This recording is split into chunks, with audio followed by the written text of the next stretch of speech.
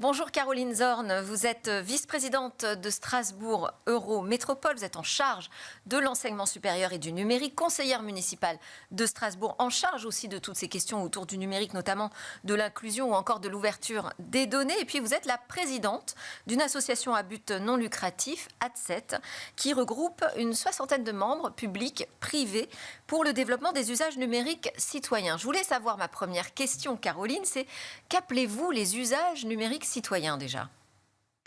Bonjour. Alors, ils sont très, très nombreux, ces usages. Au quotidien, les citoyennes et citoyens ne s'en rendent pas forcément compte, mais un usage numérique, ça va des mobilités avec sa carte pour monter dans le bus, jusqu'au paiement de la cantine, passer un portique, faire baisser une borne pour rentrer dans un parking, se connecter sur son compte citoyen. Enfin, il y a énormément de choses au quotidien et donc l'ADSET a vraiment... les enjeux de l'ADSET sont au cœur du quotidien des personnes. Donc ce que vous appelez citoyen, c'est lié à la notion d'utilisation de services numériques dans le service public?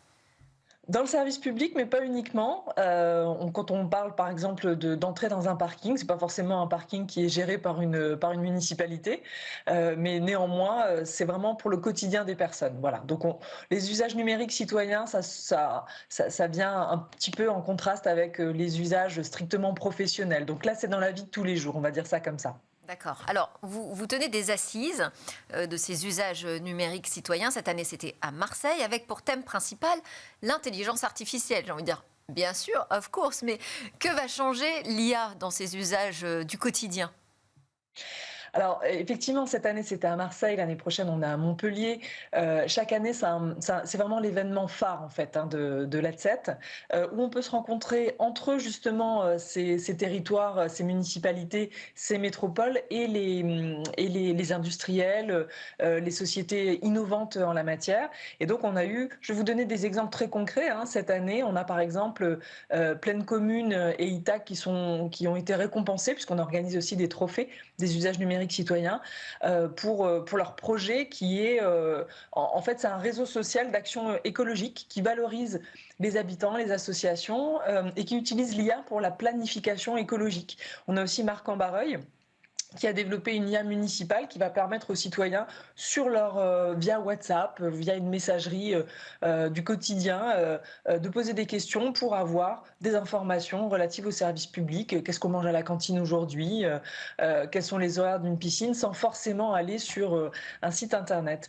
Donc on a aussi LinkSense Enfin bon, on a plein de propositions finalement pour améliorer les usages numériques à l'appui de l'IA.